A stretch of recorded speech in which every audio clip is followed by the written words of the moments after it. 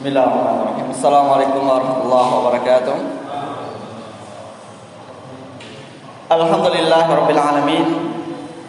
Wal 'aqibatu lil muttaqin wala 'udwana illa 'alal zalimin. Asyhadu an la ilaha illallah wahdahu la syarikalah wa asyhadu anna Muhammadan 'abduhu wa rasuluhu wa sallallahu ala nabiyyina Muhammadin wa ala alihi wa ashabihi wa man tabi'ahum bi ihsanin ila yaumiddin. Amma ba'du. Alhamdulillah, kita melanjutkan kajian kita pada kitab Al-Adabul Mufrad. Kita masuk kepada bab taswidil akabir, bab tentang memuliakan orang yang tua.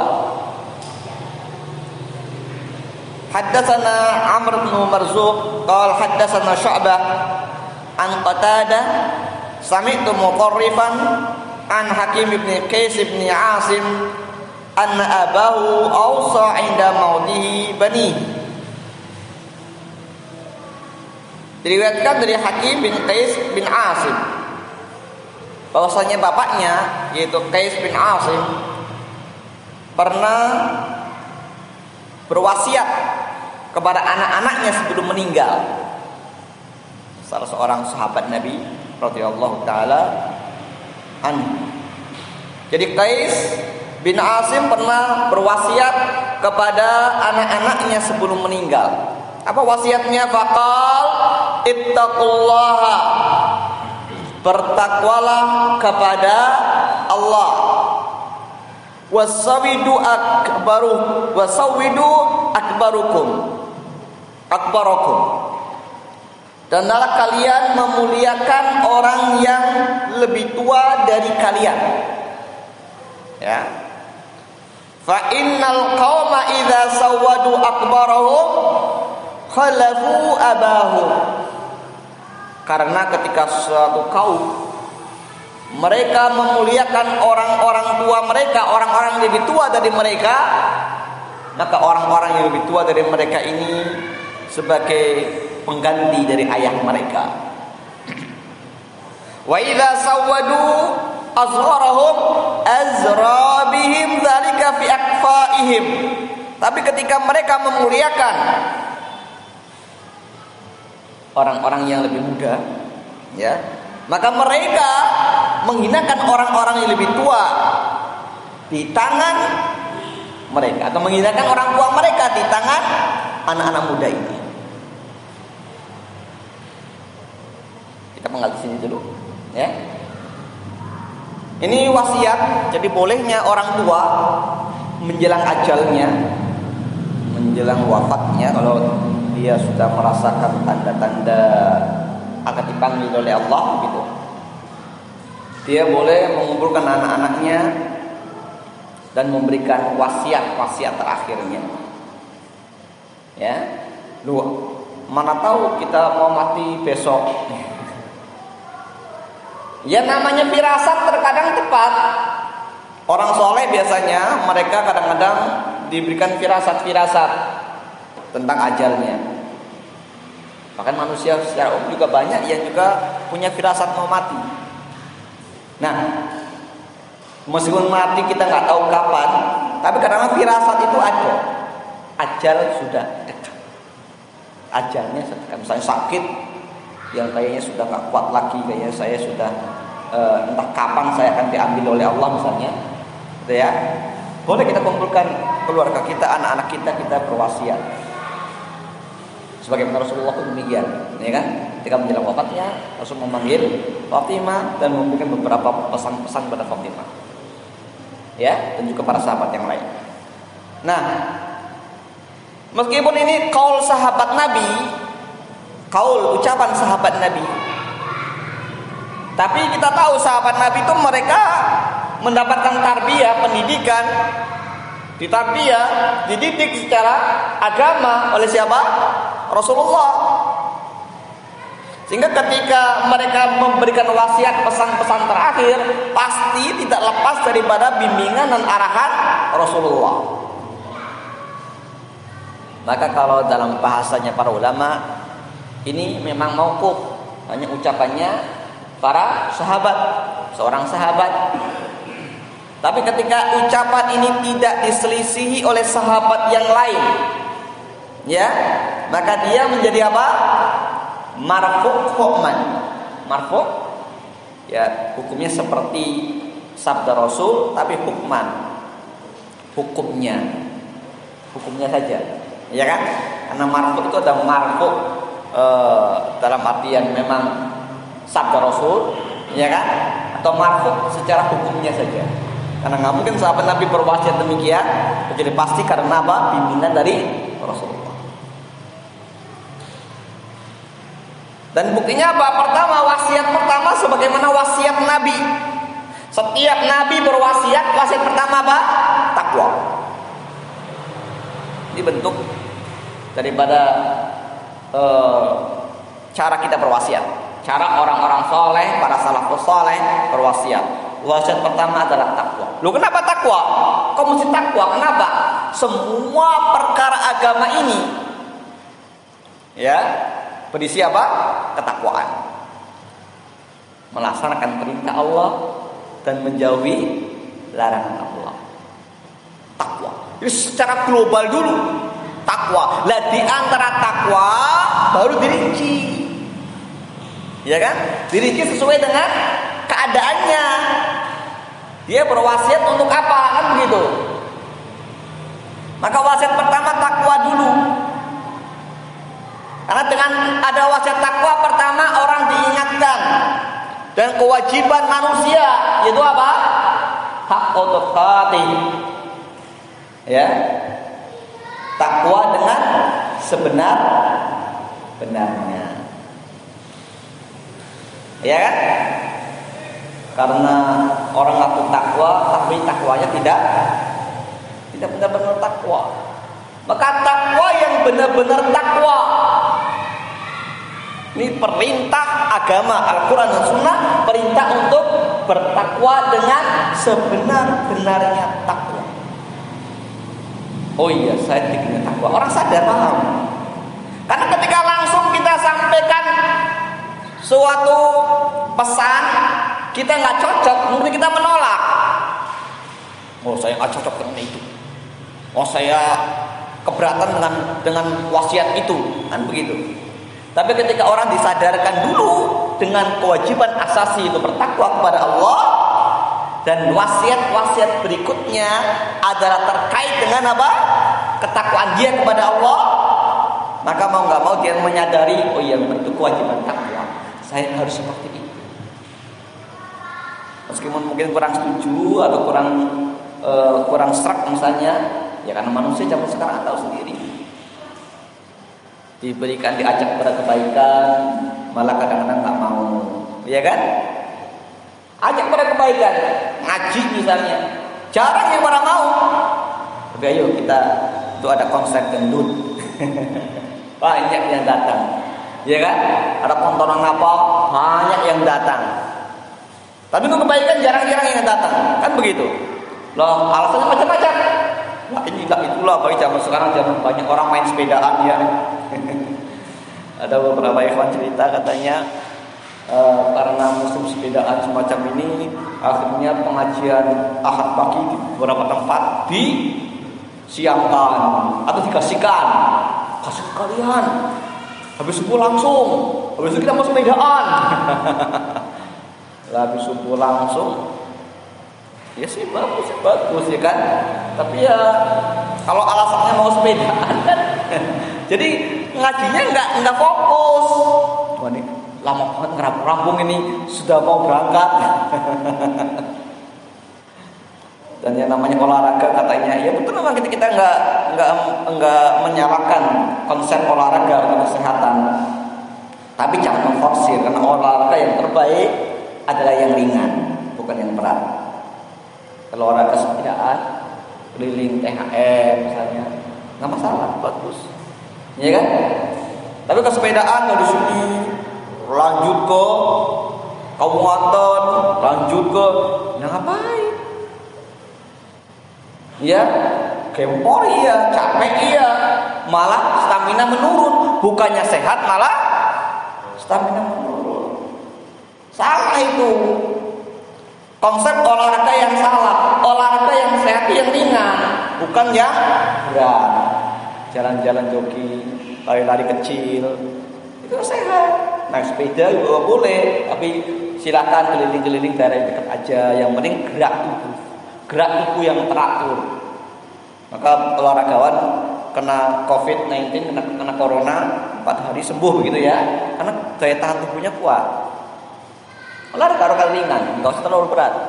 Kalau terlalu berat nanti begitu berhenti, nanti rusak semua badannya kan begitu. Para atlet-atlet olahragawan ketika pensiun kan langsung turun drastis kondisi tubuhnya, ya. Atau mungkin para pesenam aerobik gitu ya. Ya bagus bodinya ketika pas saat itu ya kan, ketika berhenti rusak semua tubuhnya. Itu karena memaksakan diri pada olahraga berat. Maka olahraga yang ringan, yang benar yang ringan. Ya. Nah, jadi pertama-tama wasiatnya wasiat takwa. Dengan wasiat takwa ini nanti turunannya adalah apa? Perkara-perkara yang terkait dengan ketakwaan. Ya. Di antaranya apa? Sawidu akbarakum, muliakan orang-orang yang lebih tua dari kalian. Ya, kita harus menghormati, memuliakan orang-orang yang lebih tua. Dahulukan mereka.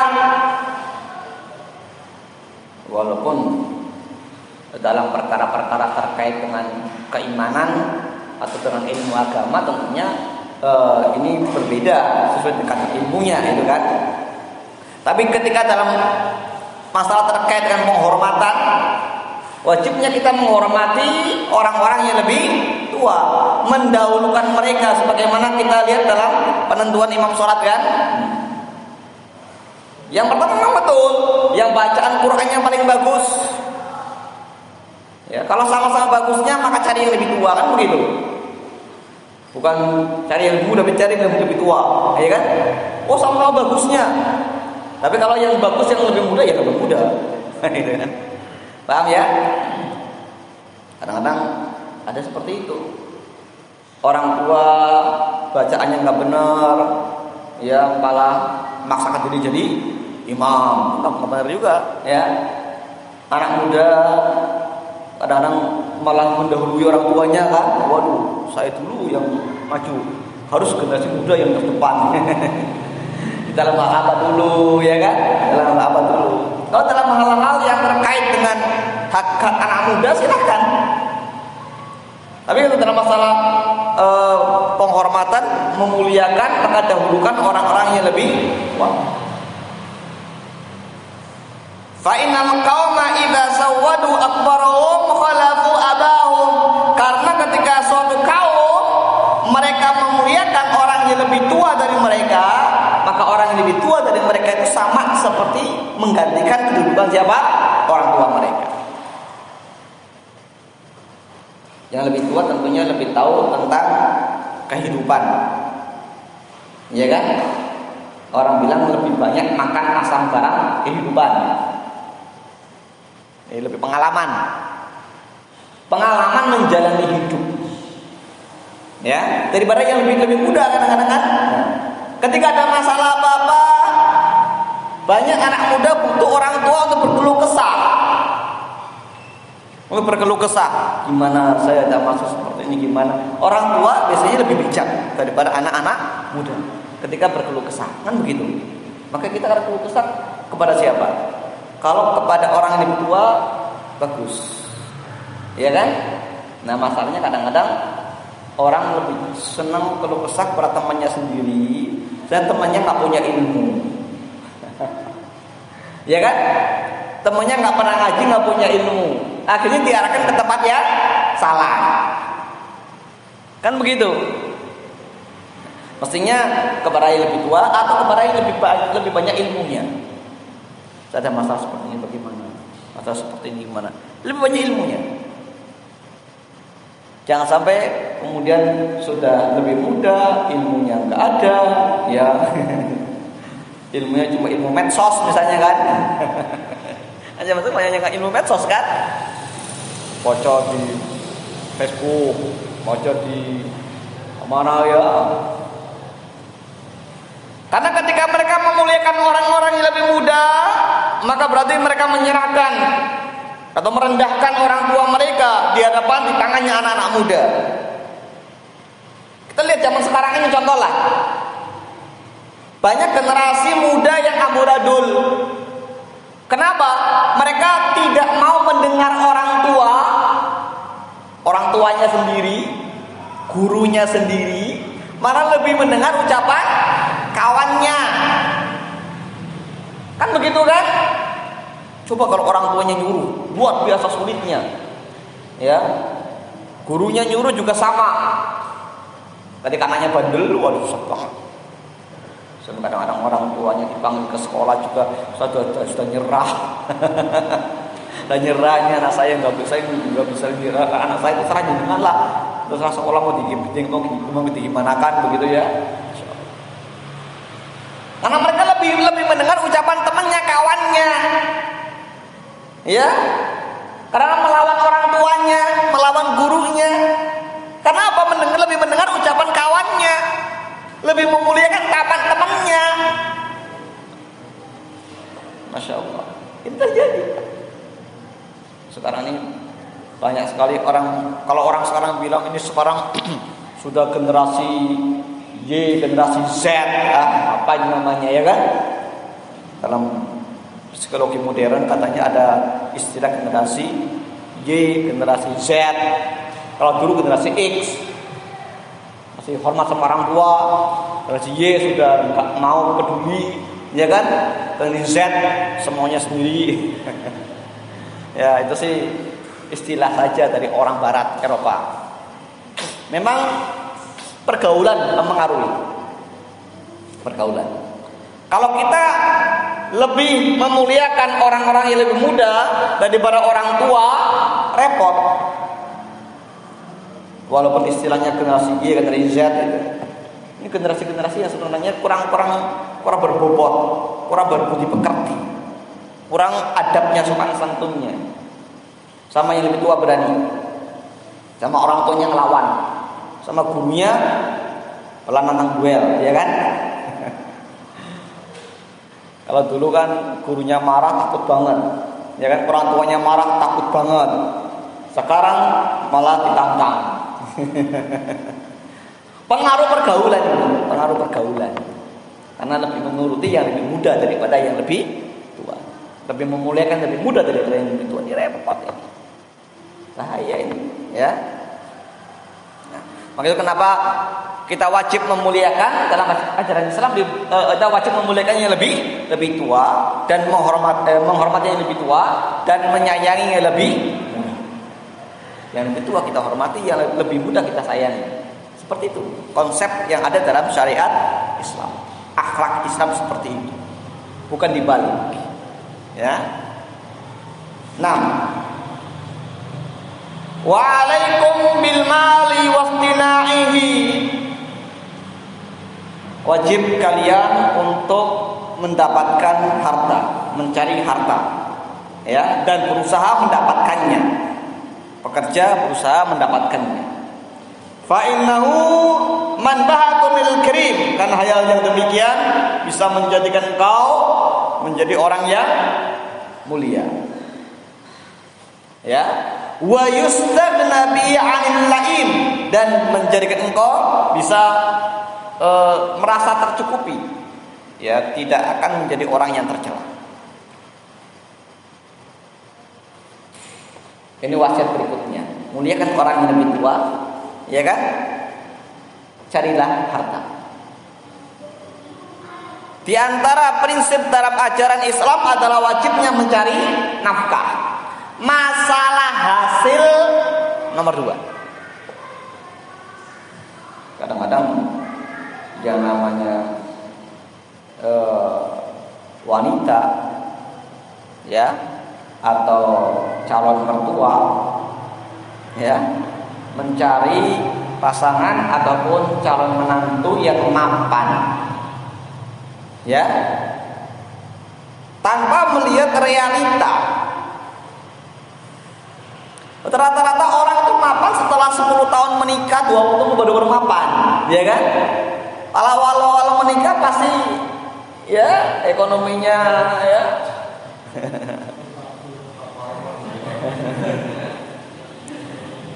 Karena orang nggak paham, ya kan? Kalau di desa masih mungkin orang macul, ya kan? Itu pun sekarang jarang sekali anak muda mau macul. Ya. Di kota macul apa? Macul laut, lautnya ternyata apa? Kapalnya ya, saking banyaknya perahu, saking banyaknya kapal ya, sementara ikannya tetap aja. Loh, ikan dari anakannya dimuat semua ya. Sebenarnya kalau manusia nggak serakah, alam ini harus siapkan manusia. Serakah orang sampai masih bayi-bayi ikan aja diambilin semua, ya pasang, apong ya kan. Bukan harimau itu kan. Waduh. Ya bagaimana mau berkembang ikan? Ya. Nah, setelah kayak gitu kapalnya makin banyak, sementara benih ikannya sudah diapong ya, dipukat sama harimau ya kan. Jadi nelayan susah, petani nggak bisa, ya kan? Kerja apalagi, ya? Nah, nyari kerja itu wajib, nyari harta itu wajib, ya kan? Tapi tidaklah kemudian diharuskan harus sekian. Yang penting pandai-pandainya antara suami istri itu bisa mengolah harta yang didapatkan, meskipun sedikit, yang penting barokah. Banyak tuh guru-guru honorer ya kan, gajinya paling 300-400 tapi bisa hidup, ya kan? Ya itu nggak perlu korupsi, ya, ya. Kalau di kota meripat bisa, di desa meripat apanya, ya kan? Itu nyambi ya, makannya orang ketang godong pudin atau kangkung atau apa bisa, ya kan? Tapi kalau di kota ya kan meripat kalau mau. Lah itulah yang diantaranya yang kita lihat. Kadang-kadang orang nggak memahami, nyari harta, nyari mantu, nyari suami yang mapan. Sementara untuk mencapai kata mapan sulit, sehingga banyak orang yang telat nikah. Salah siapa? Bukan cuma laki-laki yang telat nikah, wanita sampai jadi perawan duluan banyak. Karena pengen cari yang mapan, cari yang mapan, cari yang ganteng, mapan, wah, sukses. Ini berapa orang? Ya.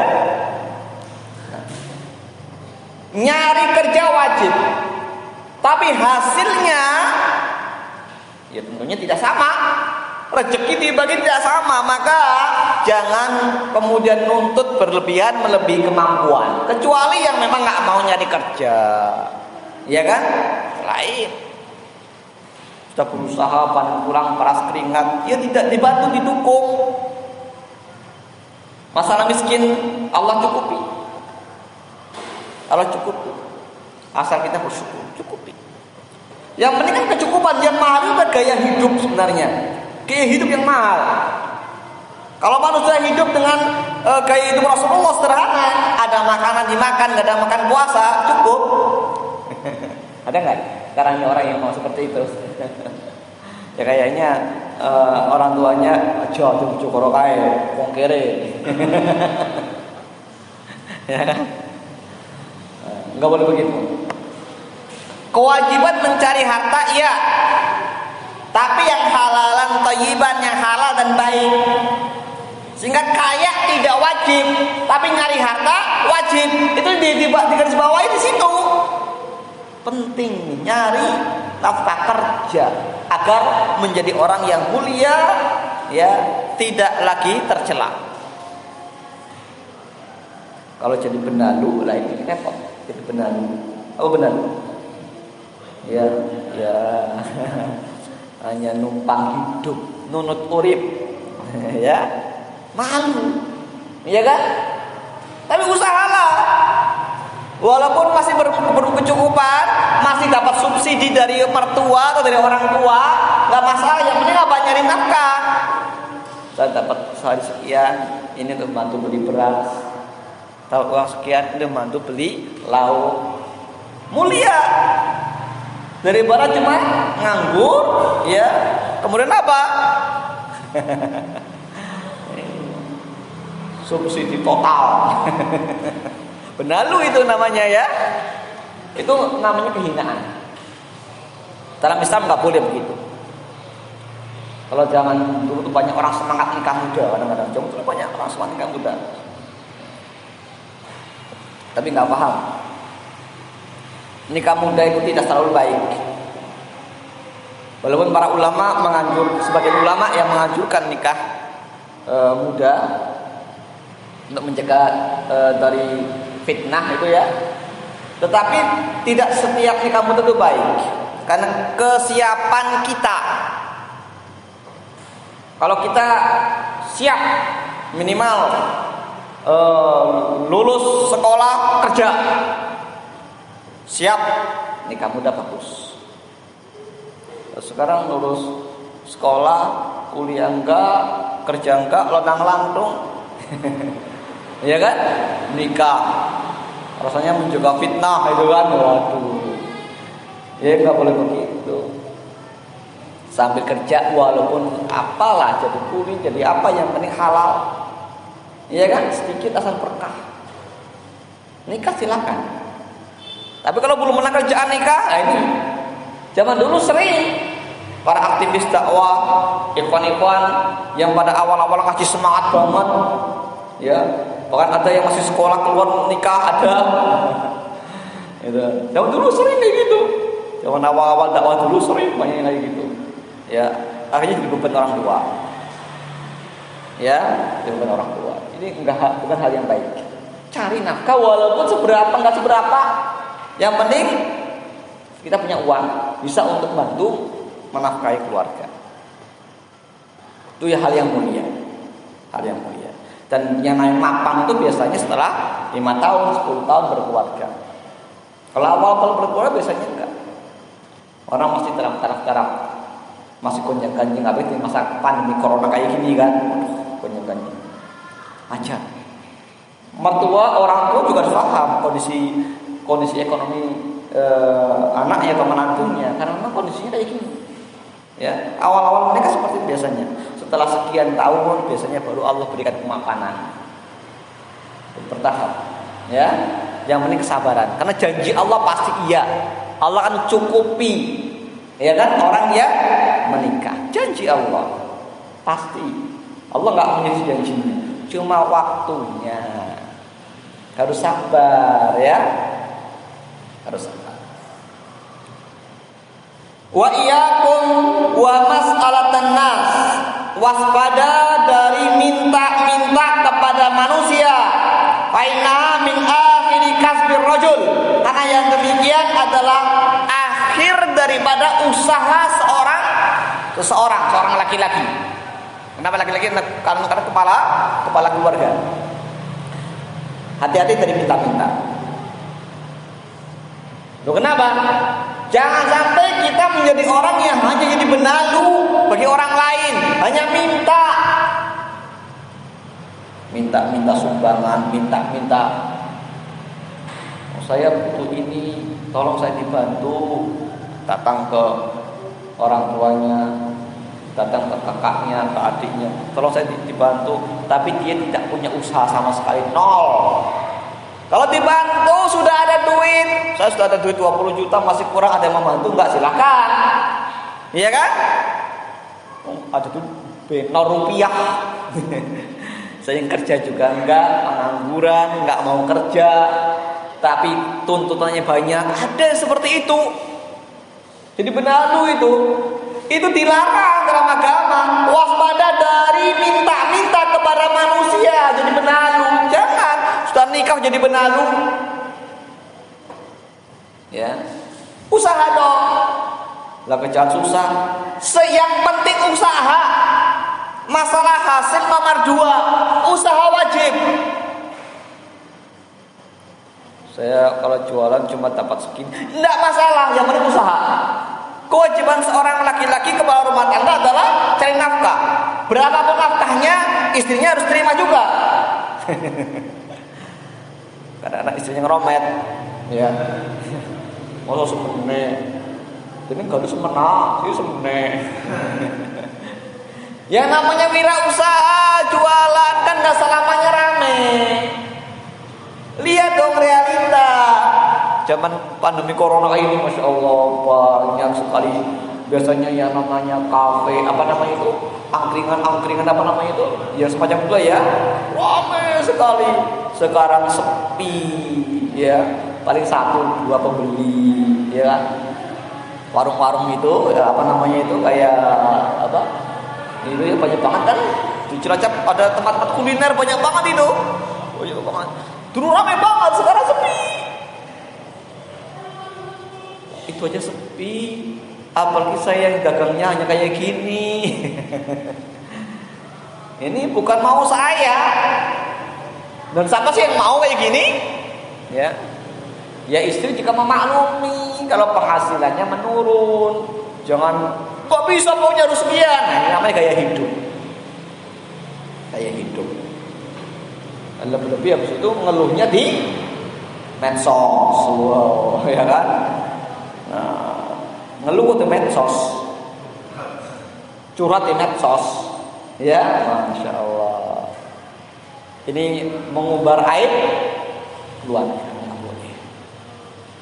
Ya, nggak boleh demikian.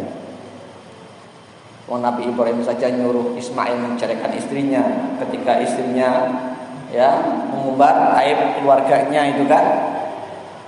Apalagi mengumbar di depan medsos. Waduh, semua orang baca. Ya, nggak boleh yang demikian. Ekonomi sulit karena apa? Seperti Ismail alaihissalam ketika istrinya nggak bersyukur, banyak nuntut, ekonomi sulit. Kalau ingin ekonomi mudah ya istri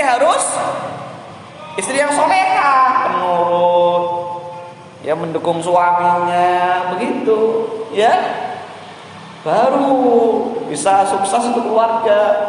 Nabi Ismail ketika istrinya suka nuntut macam-macam, suka mengeluh, mengumbar aib keluarga, ekonomi terus sulit.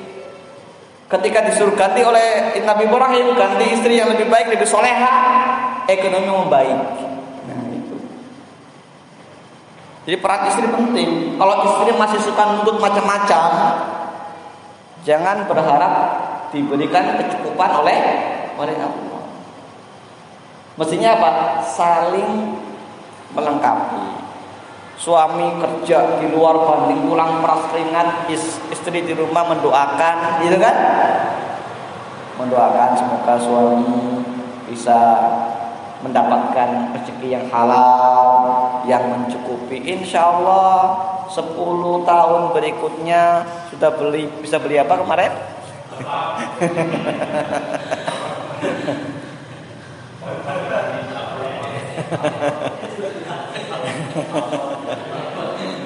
Nah seperti itu ya, insya Allah ya. Kalau nggak logonya dulu.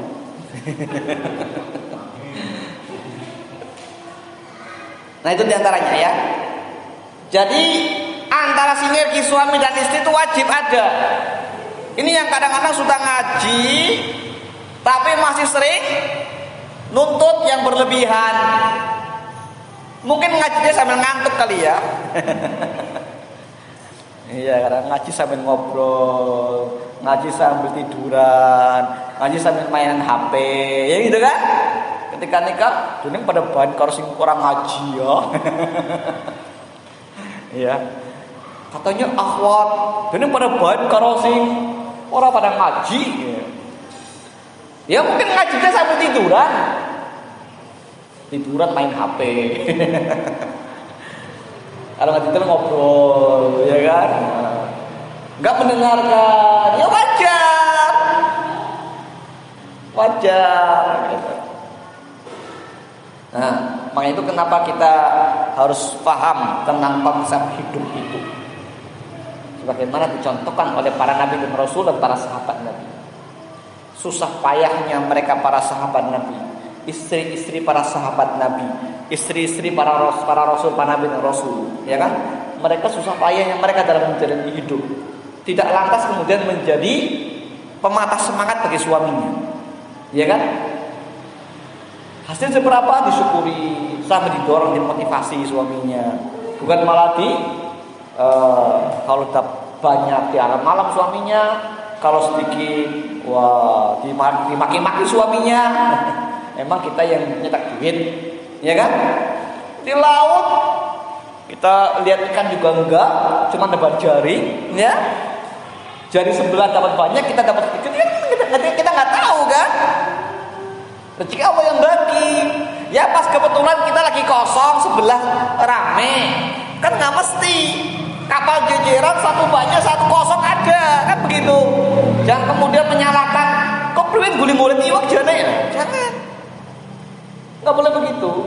Ini kurang ampuh. Ya. Jangan begitu. Istri harusnya malah menghibur suaminya, memberi dukungan. Gak apa-apa, mungkin sekarang sepi. Jangan patah semangat. Besok usaha lagi, carikan yang banyak. Gitu kan? Cari posisi yang bagus, ya kan? Strategi yang ampuh supaya bisa dapatkan banyak. Begitu. Ya. Jangan malah iya. Jangan malah kemudian dimaki-maki, kepilih, boleh-boleh tiwak, orang liake malah tekor terus, utang terus, utangnya sakit. Gak boleh begitu. Istri semestinya menjadi motivasi bagi suaminya. Kalau ingin maju seperti ini, ya kan? Karena banyak ikhwan, akhwat, nikah, semangat sekali tapi setelah nikah baru merasakan, kan begitu kan? Ternyata angel ya. Dulu kan pernah ada beberapa ikhwah yang masih SMA, ya, para tanya masih SMA, masih STM, tanya saya mau nikah aja apa ya, saya keluar sekolah ngapain? Saya lulus sekolah langsung nikah apa ya, ngapain? Antum udah sanggup belum? Ngapain keluarga? Ilmu anda udah cukup belum? Kalau siap nikah tuh siap nikah, ilmu untuk menikah berkeluarga siap apa belum? Ini masalahnya. Iya kan? Banyaknya belum siap. Cuma modal-modal semangat doang, ya. Kemudian nikah. Ya kalau misalnya zaman dulu orangnya ya 7 tahun hafal Quran gitu kan. Kalau sekarang jangan kan 7 tahun, kita sudah 70 tahun belum hafal Quran. Iya kan? Ya anaknya Imam Syafi'i misalnya. Masih muda justru nikah kasih sama Imam Syafi'i. Nah beda. Zaman dulu gak ada gangguan HP, ya, ada gangguan TV, HP, tontonan macam-macam, ya. Jadi orang bisa ngaji fokus. Sekarang ya Allah, ya, dari pagi sampai sore main HP kuat. Ketika suruh belajar sebentar tergantung. Nah, beda dengan dulu nikah muda siap ilmunya, sekarang nikah muda gak siap apa-apa. Ilmu gak siap, harta gak siap, materi gak siap. Aduh. Maka sering kita nasihatin jangan terburu-buru. Bukannya kita melarang nikah muda, silahkan. Siap atau belum?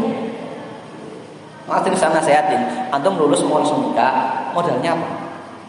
Modalnya apa? Siap? Nafkah ada? Belum. Ilmu udah yakin mencukupi? Belum. Terburu-buru ngapain? Ya kan? Ngapain terburu-buru? Ya, sementara calon-calon mertua mengharapkan yang mapan. Ente mau ngandeli apa? Iya kan? Maka semangat kita dalam mengamalkan agama harus juga disesuaikan dengan kondisi kita, realita kita. Kita siap belum? Kalau siap secara teori bisa, gampang baca buku sehari rampung bisa. Saya baca buku fikih sehari rampung bisa. Secara teori, ya kan? Pengamalannya siap. Karena berkeluarga, berumah tangga tidak seperti membalik telapak tangan. Ya kan? Makanya harus matang dalam ilmunya. Jangan sampai habis nikah terus hilang dari peredaran, nggak pernah nongol di pengajian. Dulu tuh rajin banget ngaji dulu, rajin banget ngaji. Di mana-mana disambangi ngaji. Setelah nikah malah sudah nggak pernah nongol, perblas. Ada yang seperti itu, wallah alam. Hanya nggak siap tapi memaksakan diri, gitu kan? Iya. Nikah muda semangat banget. Baru orang ngaji, ya. Wa idza mutu falatanuhu, dan bila aku mati jangan kalian meratapiku. Larangan meratap. Fa innahu lam yunah ala Rasulillah sallallahu alaihi wasallam, karena Rasul pun tidak diratapi ketika beliau meninggal. Seandainya meratapi jenazah adalah hal yang benar, maka jenazahnya Rasul lebih layak diratapi daripada jenazah kita. Tapi Rasul nggak ada yang meratapi meninggalnya Rasul. Bukan karena nggak sedih. Semua sahabat Nabi sedih ketika Rasul meninggal, tapi dilarang meratap masalahnya. Padahal orang yang paling dicintai oleh para sahabat melebihi dirinya dan keluarganya. Tapi ketika meninggal nggak ada yang meratap. Ya, karena meratap apa sih gunanya? Semua kan berpisah. Sedih silakan, manusiawi, boleh sedih. Meratap tidak boleh. Wa idza mutu fatfinuni bi ardin la yashuru bi dafni Bakr bin Ra'il. Tapi kalau aku mati, ini pesan pribadi sekarang. Pesan pribadinya apa? Kalau aku mati, maka kuburkan aku di sebuah tempat yang tidak diketahui kuburanku oleh Bakar bin Ra'il. Fa ini kuntu ughabiluhum fil jahiliyah. Karena dulu aku pada masa jahiliyah dulu, aku pernah menyerangnya dalam keadaan dia lagi nggak tahu, dari lengah saya serang dia pada masa jahiliyah dulu. Mohon balas dendam, merusak kuburan saya. Ini pesan pribadi. Di urut-urutannya itu seperti itu. Pesan wasiat takwa, ya. Kemudian bagaimana wasiat tentang ilmu kehidupan, pesan para anak-anaknya tentang kehidupan mereka, barulah pesan pribadi terakhir. Pesan pribadi terakhir, ya. Kalau pesannya benar, lakukan wasiat itu. Kalau pesannya salah, tidak wajib dilakukan. Nah ini riwayatnya Hasan, sebagaimana dikatakan oleh Syekh Al-Albani rahimahullah taala. Jadi kalau kita meninggal atau merasa akan umur kita sebenarnya diambil oleh Allah, nyawa kita diambil oleh Allah, maka boleh dan dianjurkan untuk berwasiat. Wasiat takwa nomor 1. Wasiat untuk bekal anak-anak yang kita, keluarga yang kita tinggalkan nomor 2. Wasiat pribadi nomor 3. Urutannya seperti itu. Ya. Wasiat pribadi misalnya, nanti tolong motor saya itu ya jangan dikemana-manakan, ya kasihkan kepada misalnya masjid saja untuk orang-orang masjid. Kan kalian dapat punya mobil, ya kan? Atau punya motor yang lebih bagus, itu motor saya kan jelek, kasihkan ke masjid saja untuk inventaris masjid, misalnya begitu. Atau kasihkan aja untuk tetangga kita yang dia tuh butuh apa, kasihkan kepada dia misalnya. Ini pesan-pesan pribadi sifatnya terakhir, ya kan? Yang pertama pesan takwa, kedua pesan untuk keluarganya akan istiqomah di atas kebenaran, terutama dalam menjalani hidup. Ketika boleh pesan pribadi, kuburkan saya nanti di pemakaman mana, silakan. Tolong saya nanti kalau dimakamkan, dimandikan, saya dimandikan oleh si A, si B, si C misalnya, boleh seperti itu. Tapi kalau nanti kalau saya meninggal, tolong dia sini ya, ditahlili ya, itu enggak. Ini kan wasiat, wajib ditunaikan. Wasiat yang benar. Kalau wasiat yang enggak benar berarti apa? Enggak boleh ditunaikan. Tidak. Kalau wasiat yang benar tunaikan. Apa nih? Enggak nanti tiba-tiba datangi saat malam-malam tidur kita dicari dalam mimpi. Itu kan kegawa kelu. Setan yang datang. Saya wasiatin yasinan tahlilan, malah enggak, gimana kamu enggak amanah gitu kan, takut akhirnya bikin yasinan tahlilan. Itu karena apa? Kebawa kelu. Setan memanfaatkan.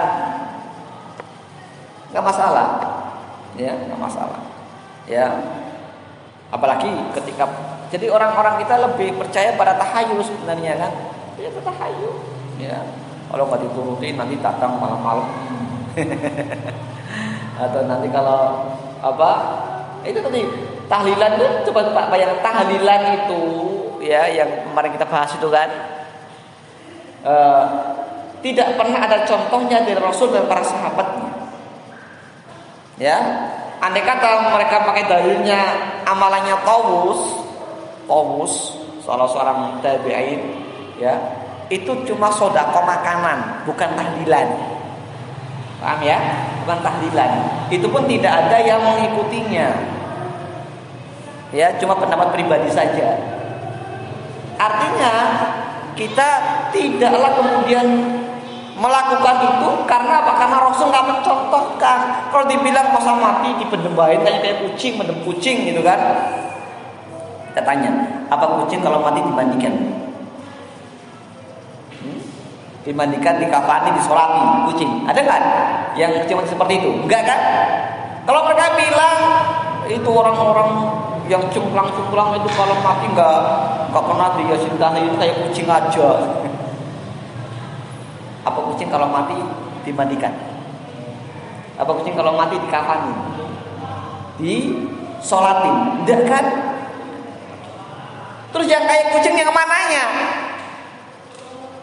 Orang ditahlil oleh dia sini, berarti sama saja menuduh Nabi seperti kucing. Apa Nabi ditahlili? Tanya sama mereka. Andai betul klaim mereka tahlilan mulai zaman Tawus, jadi sebelum zaman Tawus ada nggak tahlilan? Ada. Itu pendalilan yang salah. Ya, jadi jangan kita tertipu oleh mereka-mereka itu yang tidak paham ilmu, memaksakan diri untuk berdalil. Padahal dalilnya sama sekali jauh dari apa yang mereka inginkan, malah dalil untuk mereka. Dari atas mereka, menyalahkan mereka. Tawus tidak pernah menyarankan baca tahlil, tidak. Tapi apa? Cuma sedekah makanan ada sama si mayit. Itu kan? Itu tok.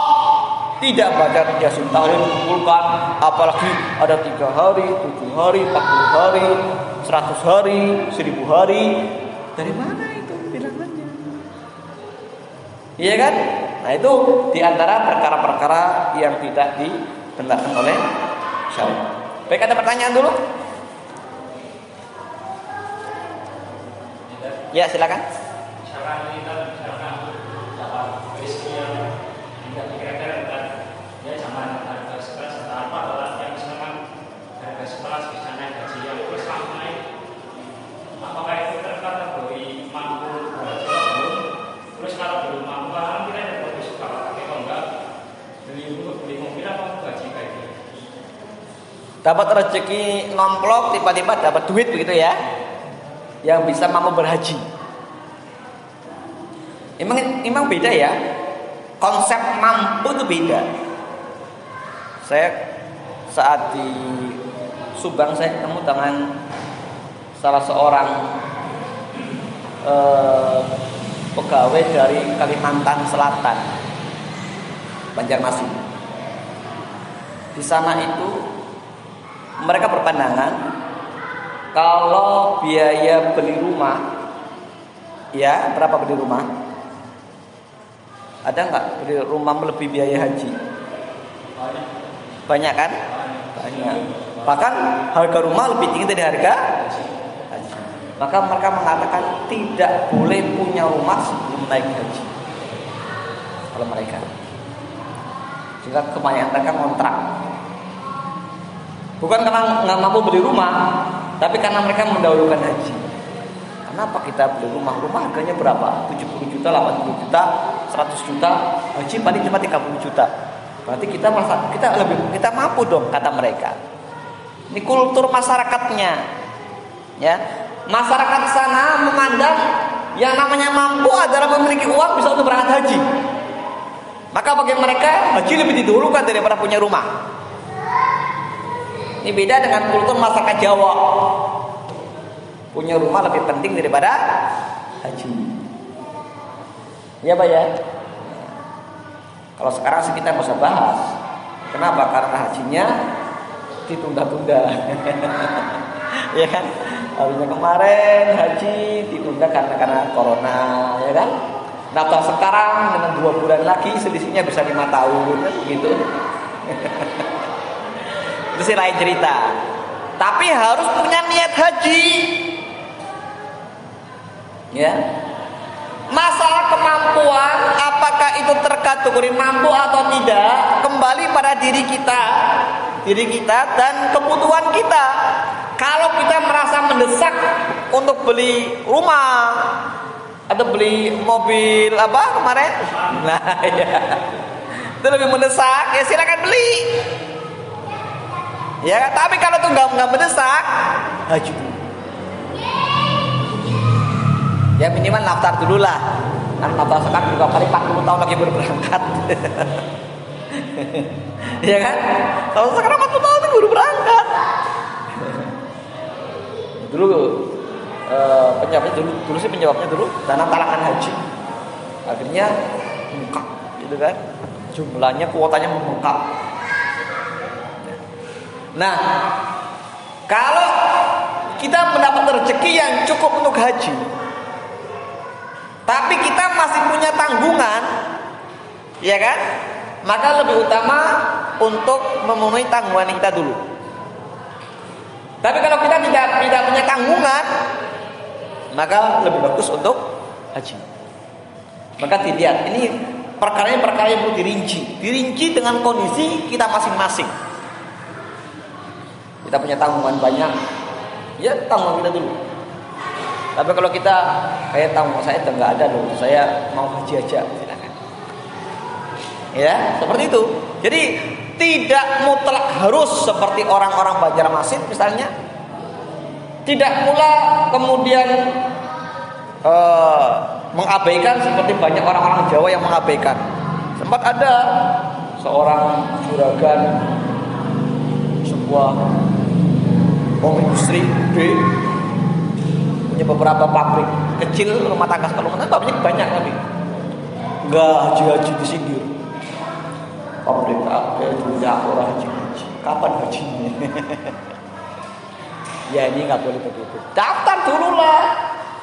Masalahnya berangkatnya kapan nanti nomor 2, ya kan? Kalau mampu daftar dulu. Tapi kalau tanggungannya banyak, ya nanti. Melihat kondisi kita. Karena apa? Karena ada kemampuan istitoah, kemampuan untuk berjalan ke sana dengan tanpa mengabaikan tanggungan kita. Tanggung kita mesti banyak, misalnya kita nekat berangkat, nanti yang tinggal di rumah bagaimana? Ya tinggal di negeri sendiri gimana? Apa terlantar? Kan jangan sampai. Kan begitu. Maka kembali kepada diri kita. Apakah kita memiliki kemampuan untuk berangkat tanpa ada tanggungan yang lain atau tidak? Itu ya. Ada lagi? Itu kisah Paulus itu tadi dia mengasih sedekah dengan sedekah. Mengasih orang tuanya juga. Jadi itu pendapat beliau sendiri. Bahwasanya pada hari ke-7 sedang keras-kerasnya si mayit diazab. Sehingga saya berpendapat lebih baik kalau keluarganya membuat makanan sedekah atas nama si mayit, dibagi-bagikan kepada orang-orang. Ya, ini pendapat pribadi Taus. Dan ini pendapat yang tidak berdasar, tidak benar. Maka ini pendapat yang tidak perlu diamalkan, karena hanya ucapan tabi'in yang menyelisihi hadis Nabi yang sahih dan juga contoh dari para sahabat. Kalau dibilang kan dia muridnya sahabat Nabi, pertanyaannya apakah setiap tabi'in mesti dapat diambil pendapatnya? Atau apakah setiap sahabat Nabi dapat diambil pendapatnya? Kan tidak. Oh, itu muridnya itu apa? Bla bla bla bla, curang gitu. Tidak bisa begitu. Gak boleh seperti itu. Sekarang kita tanya. Ya, kita tanya coba. Memang kalau muridnya seorang ulama itu atau seorang sahabat Nabi itu mesti benar semuanya dari A sampai Z ucapannya? Tidak kan? Ya, oh sahabat Nabi saja kalau kemudian menyelisih dalil, ya ditentang oleh sahabat Nabi yang lain, kan begitu? Apalagi ucapan bukan selain sahabat, apalagi ucapan selain sahabat Nabi. Ya, apa mesti dari sahabat Nabi? Kan nggak mesti. Nggak mesti setiap ucapan tabi'in didapat diperoleh dari sahabat. Nggak mesti. Kadang ada pendapat pribadi beliau. Contoh, ya. Tapi ini tidak dilarang karena memang ini sesuatu hal yang boleh-boleh saja. Zaman sahabat Nabi yang namanya akikah itu dibagi saja, nyembelih kambing dibagi-bagi. Ya, zamannya para tabi'in kemudian dimasak, undang orang makan-makan. Boleh, tapi tidak harus. Karena ini pendapat mereka pribadi. Di Indonesia modelnya malah nasi kotakan, ada nasinya, ada gak cuma kambing doang. Kalau mereka kambing segeluntung, dibikin kambing guling atau dibikin apa, undang orang makan-makan, yuk makan-makan. Daripada bagi-bagi capek, undang orangnya makan-makan di sini ya. Kalau akikahan seperti itu dulu. Zaman tabi'in beda dengan zaman sahabat Nabi, bagi-bagi mentah, kayak korban itu bagi-bagi. Jadi tabi'in agak beda, tapi sama ininya apa pun bagi kambing, bedanya dibagikan dalam keadaan matang. Seperti yang sekarang matang, kalau di Indonesia lengkap ada nasinya. Karena Indonesia kalau nggak makan nasi nggak makan, itu kan? Makan kambing banyak banget ya nggak makan, bahkan belum. Berarti makan itu kambing guling banyak banget, kan belum makan, belum ada nasinya. Itu contoh soal. Beda, sahabat Nabi gak pernah ngajarin begitu. Tabi'in yang melakukannya, walaupun itu nggak salah, boleh-boleh saja. Karena apa? Karena itu terkait dengan cara memasaknya atau cara membagikannya kan, bebas. Yang penting akikahnya benar itu kan. Mau pakai dibagi mentah boleh, dibagi matang boleh, undang makan-makan boleh, silakan. Yang penting dibagikan kambing itu, bukan dimakan sendiri. Begitu ya. Makan boleh nggak boleh kita makan, tapi jangan makan sendiri semua. Boleh makan 10 katok, lainnya nggak diundang. Ya diundang juga tetangga-tetangga tuh, bagikan tetangga-tetangga. Bagikan. Itu ya. Ada lagi? Cukup, baik. Wassalamualaikum warahmatullahi wabarakatuh.